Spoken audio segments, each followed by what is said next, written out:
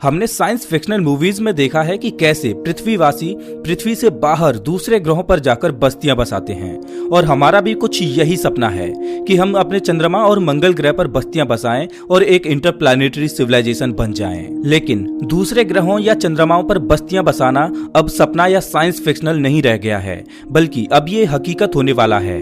NASA के Artemis programme से इस नए दौर की शुरुआत होगी और जब इस नए एरा की नींव रखी जाएगी हम सब इसके साक्षी होंगे। साल 1968 से 1972 तक अमेरिका ने इंसानों को चांद पर उतारने के लिए कुल 9 मिशन किए, जिनमें से 6 मिशन सफल रहे और इन मिशंस के दौरान नील आर्मस्ट्रांग सहित कुल 12 लोगों ने चांद की धरती को छुआ। और चांद पर आखिरी मिशन था अपोलो 17, जिसको साल 1972 में अंजाम दिया गया था। लेकिन उसके बाद से किसी भी देश ने चांद पर मानव मिशन करने की कोशिश नहीं की और आज 50 साल का समय हो चुका है चांद पर आखिरी मानव मिशन को किए हुए। लेकिन अब इतिहास अपने आप को फिर से दोहराने वाला है और चांद पर नए दौर की टेक्नोलॉजी के साथ एक नए एरा की शुरुआत होने वाली है। चांद पर किए जाने वाले आर्टेमिस प्रोग्राम का मकसद है साल 2024 तक पहली वुमेन और अगले मैन को चांद की धरती पर उतारना और चांद पर रिसर्च करने के लिए वहां पर साल 2028 तक आर्टेमिस बेस बनाना।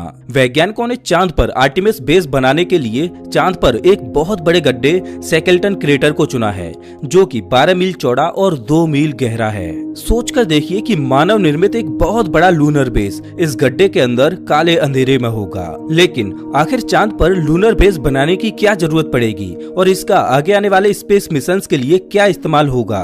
चांद पर गोल्ड, प्लेटिनम और अन्य रेयर अर्थ मेटल्स का खजाना है। लेकिन किसी भी बाहरी कॉस्मिक बॉडी पर जो सबसे बड़ा खजाना होता है वो है पानी। अगर पानी को हाइड्रोजन और ऑक्सीजन में स्प्लिट करके सेपरेट किया जाए और हाइड्रोजन और ऑक्सीजन को लिक्विड में कन्वर्ट किया जाए तो ये बन जाता है एक रॉकेट फ्यूल, जो कि स्पेस मिशन के लिए बहुत ही कारगर साबित होगा। पृथ्वी से लॉन्च किए गए किसी भी स्पेस क्राफ्ट को चांद पर जाकर फिर से रिफिल किया जा सकेगा।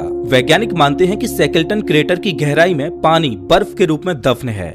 अगर वहां पर पानी का बहुत बड़ा भंडार मौजूद है तो वो फ्यूल का बहुत बड़ा रिसोर्स बन सकता है। नासा का मानना है कि चांद पर 600 मिलियन से लेकर 1 बिलियन मैट्रिक टन तक लूनर आइस मौजूद है, जो कि भविष्य में किए जाने वाले मानव मिशनों के लिए बहुत बड़ा खजाना है। अगर हम इस पानी को अच्छी तरह से हार्वेस्ट कर पाए तो चांद मंगल ग्रह की यात्रा के लिए एक फ्यूल स्टेशन का काम कर सकता है। लेकिन ये सब इतना आसान नहीं रहने वाला। चांद पर लूनर बेस बनाने के लिए बहुत सी चुनौतियों का सामना करना पड़ेगा। आर्टेमिस प्रोग्राम के 4 मेन कंपोनेंट्स हैं। पहला है स्पेस लॉन्च सिस्टम रॉकेट यानी SLR, जो कि अभी तक का सबसे पावरफुल रॉकेट होगा जो स्पेसक्राफ्ट को पृथ्वी से बाहर तक लॉन्च करेगा। दूसरा कंपोनेंट होगा ओराइन स्पेसक्राफ्ट, जो कि एस्ट्रोनॉट्स को चांद तक ले जाएगा। तीसरा कंपोनेंट होगा लूनर गेटवे।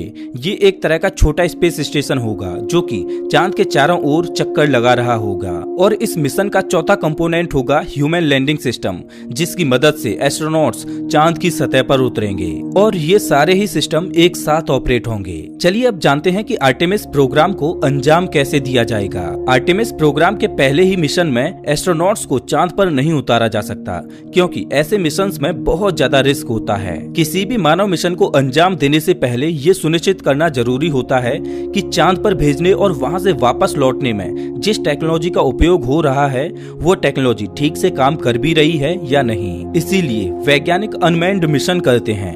जब उनमें सफलता मिल जाती है तब जाके इंसानों को भेजने का रिस्क लिया जाता है और उनमें उन्हीं रॉकेट्स और टेक्नोलॉजी का इस्तेमाल किया जाता है जो अनमैन्ड मिशन को अंजाम दे चुकी होती हैं। ऐसा ही वैज्ञानिकों ने चांद पर इंसानों को उतारने के लिए अपोलो प्रोग्राम में किया था।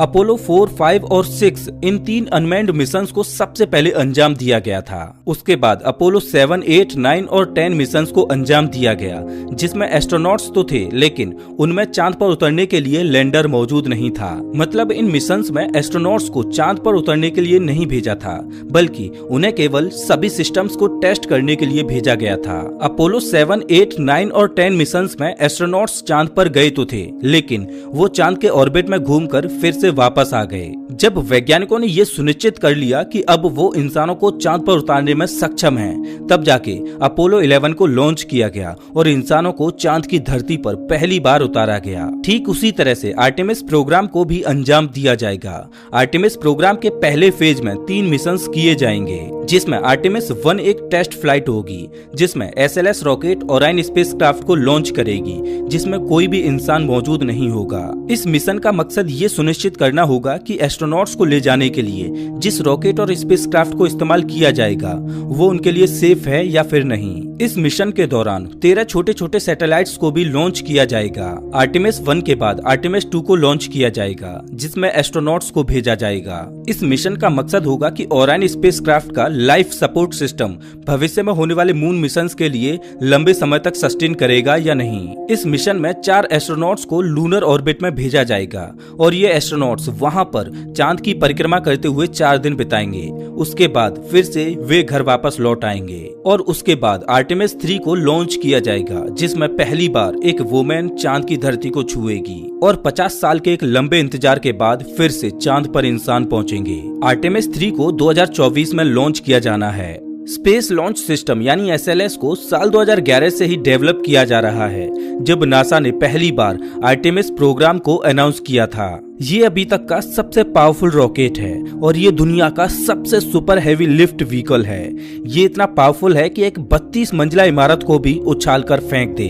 SLS का काम होगा ओराइन स्पेसक्राफ्ट को पृथ्वी के ऑर्बिट में ले जाना। पृथ्वी के ऑर्बिट में पहुंचने के बाद काम शुरू होगा ओराइन स्पेसक्राफ्ट का। ओराइन स्पेसक्राफ्ट को 3 पार्ट से मिलकर बनाया गया है, जिसमें से पहला है क्रू मॉड्यूल, जिसमें 6 एस्ट्रोनॉट्स रहकर काम कर सकते हैं और डीप स्पेस ट्रेवल कर सकते हैं। लेकिन आर्टेमिस 3 मिशन में केवल 4 एस्ट्रोनॉट्स ही चांद पर जाएंगे। इसका दूसरा पार्ट है सर्विस मॉड्यूल, जिसमें एस्ट्रोनॉट्स का लाइफ सपोर्ट सिस्टम मौजूद है।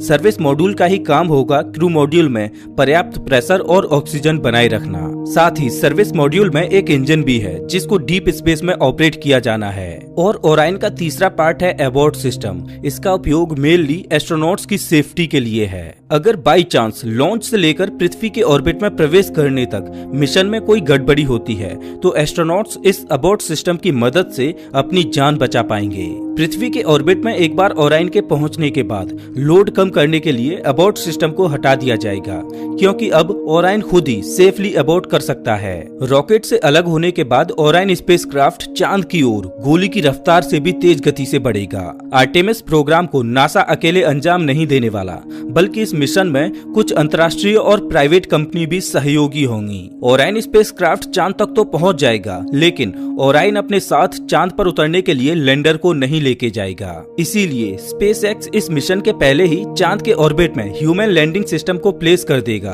और जब ओराइन स्पेसक्राफ्ट चांद के ऑर्बिट में पहुंच जाएगा तब वहां पर पहले से मौजूद ह्यूमन लैंडिंग सिस्टम के साथ डॉक करेगा। उसके बाद 2 एस्ट्रोनॉट्स ओराइन स्पेसक्राफ्ट में रहेंगे और 2 एस्ट्रोनॉट्स लैंडिंग सिस्टम में चले जाएंगे और दोनों एस्ट्रोनॉट्स लैंडिंग सिस्टम की मदद से चांद की धरती पर उतरेंगे। तब तक ओराइन स्पेसक्राफ्ट चांद के चक्कर लगाता रहेगा। एस्ट्रोनॉट्स एक हफ्ते तक चांद की सतह पर रहकर रिसर्च करते रहेंगे। उसके बाद वो वापस ओराइन पर पहुंच जाएंगे और ओराइन का इस्तेमाल करके वो वापस पृथ्वी पर आ जाएंगे। लेकिन आर्टेमिस प्रोग्राम यहीं खत्म नहीं होगा, बल्कि ये तो एक नए एरा की शुरुआत होगी। दरअसल भविष्य में चांद पर इंसानी बेस बनाने के लिए सबसे पहले चांद के ऑर्बिट में एक छोटा सा स्पेस स्टेशन बनाया जाएगा, जो चांद के ऑर्बिट में घूमता रहेगा। ये बिल्कुल वैसे ही होगा जैसे पृथ्वी के ऑर्बिट में इंटरनेशनल स्पेस स्टेशन घूम रहा है, लेकिन चांद के ऑर्बिट में बनाया गया स्पेस स्टेशन ISS की तुलना में बहुत छोटा होगा। चांद के ऑर्बिट में बनाए जाने वाले स्पेस स्टेशन का नाम होगा गेटवे, जो कि भविष्य में चांद पर किए जाने वाले मानव मिशनों के लिए बहुत उपयोगी सिद्ध होगा। आने वाले मिशंस में पृथ्वी से आने वाले स्पेसक्राफ्ट्स गेटवे में डॉक करेंगे और एस्ट्रोनॉट्स यहाँ पर कुछ दिन रुककर अपनी रिसर्च भी करेंगे। और इस गेटवे में पहले से ही लैंडिंग सिस्टम मौजूद होगा, जिसका इस्तेमाल करके वो चांद की सतह पर उतरेंगे और इसी के द्वारा वो वापस गेटवे पर लौट आएंगे। इस गेटवे की मदद से साल 2028 तक चांद पर एक लूनर बेस बनाया जा चुका होगा और भविष्य में मंगल ग्रह पर उड़ान भरने के लिए चांद के इसी लूनर बेस का अहम योगदान रहेगा।